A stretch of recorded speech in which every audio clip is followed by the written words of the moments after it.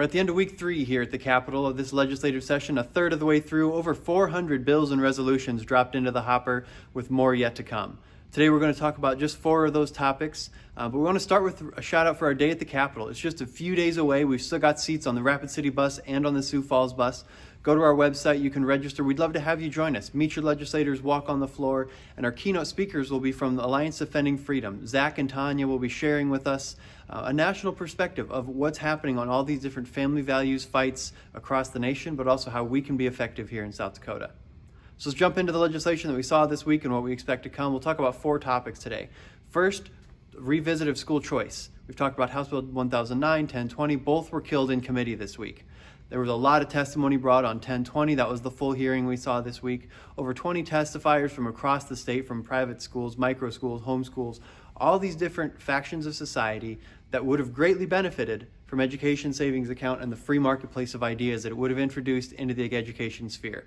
We were really disappointed to see House Bill 1020 go down, but we're definitely grateful for Governor Noem and then Governor Roden's support for the idea, Representative Odenbach and Senator Melhoff for their push for it. So we'll try again another time.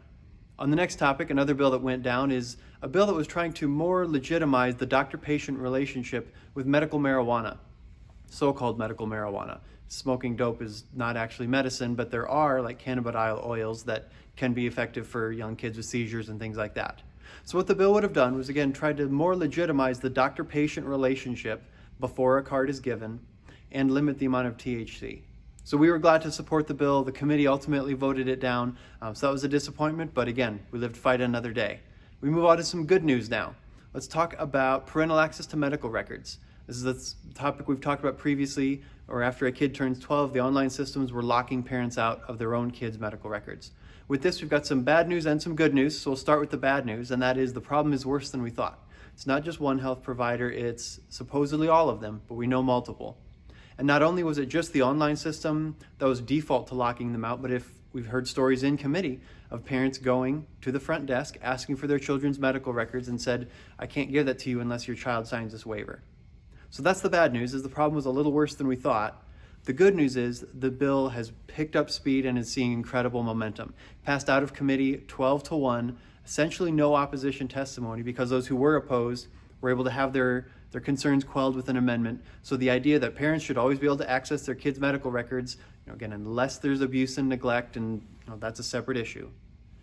That bill is moving forward with a full head of steam. We're excited to see House Bill 1061 moving forward. So continue emailing your representatives on that one. We'd love to see it passed. Finally, age verification. Previously, we're halfway through the session with the website age verification concept. The idea that explicit websites, they need to put an age gate to try to keep kids off. That's for websites. A bill that just dropped this week is another idea. We're partnering with Facebook to bring in the idea that app stores and the application systems should try to do this as well. So the browser and websites, that's Representative Soy's bill.